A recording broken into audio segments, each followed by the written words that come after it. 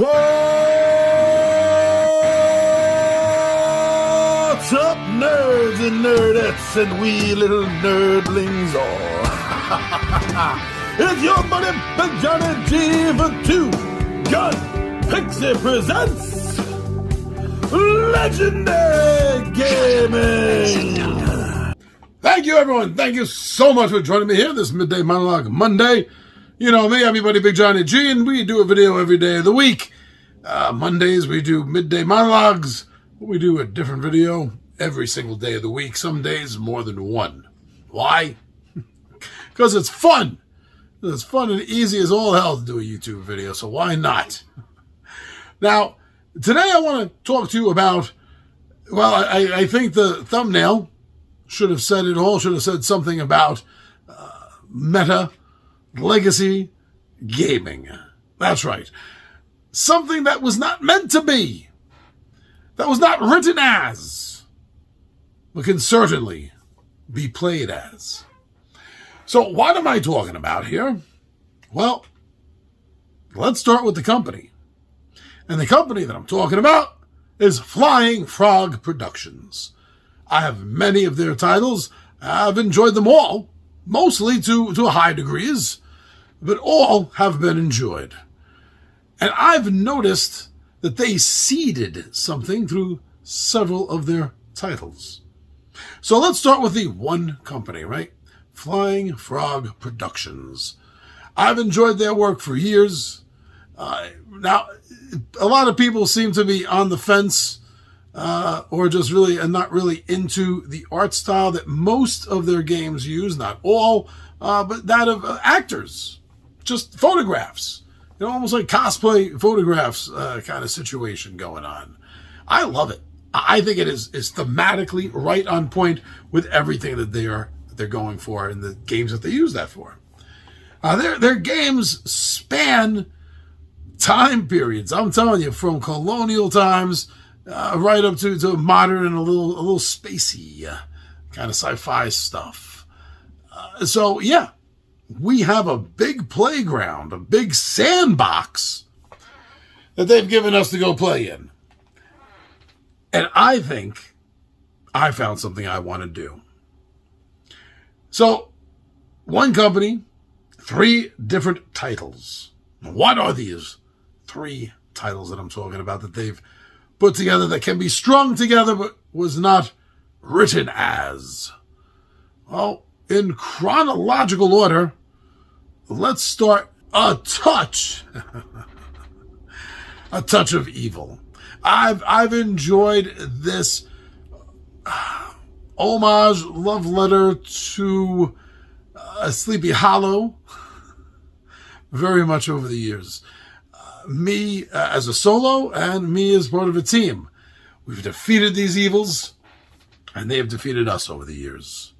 It's been a good cat and mouse back and forth, I have to say. Another one of their titles that's caught my attention, and that of the 20-Sided Warriors, is that of Shadows of Brimstone. This Western game brings, Cthulhian style, you know, otherworldly, cosmic horror concepts and creatures into the settlements, into the mines. And then there's one that's not modern age, but pretty damn close to it, at least for my age category. A little before it, my dad's age category, definitely. I'm only one generation removed from Fortune and Glory. And this is their love letter to cliffhanger movies and the Indiana Jones movies. And it works. It works beautifully, beautifully well. From having to deal with, from the Nazis, apparently we're not allowed to say that on YouTube, from dealing with them as antagonists to even mobsters. You have to fly dirigibles, go into jungles and temples, solve mysteries, and come out with some treasure if you survive. Absolutely fun. A cliffhanger game, it's called, and the mechanics of it prove that to be true. Those are the three games. Now, what am I talking about that ties them together? There's one set of antagonists that you can find through all of these game titles. Every one of them. And that is a cult. It's always a cult, isn't it? And that is a cult that goes by the name of the Crimson Hand. And the cult members, the cult itself, is found as arch enemies, villains, in each of the three mentioned Flying Frog production games. So I say it's about time, if they're not going to give us anything official, because I don't know about it, if they're not going to give us anything official, then damn it, it's time I home ruled something. Home brewed, just concocted some connection points. Now, the rule system between the games is all very similar. There's not a lot of differences to carry over between one game to the other. So therefore, it's easy enough to build a storyline legacy between generations. But it also makes it somewhat easy, not a lot of homework to do, I promise you, if you need to convert things over that have been family heirlooms. Something that your great-great-great-great-grandpappy had back in colonial times that he got from some strange cult that him and his friends defeated. Yeah, and it's been passed down to the family. You know, maybe a great-great-uncle of yours in the Old West had to deal with something with a posse of his. And that's been a family heirloom. It's not going to take a lot of tweaking to get these things up to date between one game and the other. Shadows of Brimstone, you're making your own characters. Now, the other two titles that sandwich this together, they are pre-generated, you could say.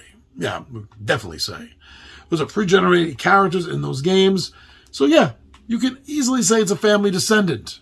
And with Shadows of Brimstone, the middle game being self-creation for characters, kind of definitely helps and makes that connection point between the colonial ancestors and the 1920s, 30s style characters, gives them that thread between them. I think this can work. I think that turning these three independent games from the same gaming company, the same publisher, like I said, pretty much using the same rule set between the games, you can very easily create your own meta, multi-game system, legacy setup. I think that'd be pretty cool. Everything you're doing from colonial times and Western times is building up to that last fight with the Crimson Hand. Now, just to be fair, I do have to admit that each of the Crimson Hands for the settings, for your Touch of Evil, for your Shadows of Brimstone, and for your Fortune and Glory, they are expansions. You are going to have to get expansion boxes with the games. But other than that, it's all there. It's ready. We can do this. Let's go. That's what I say.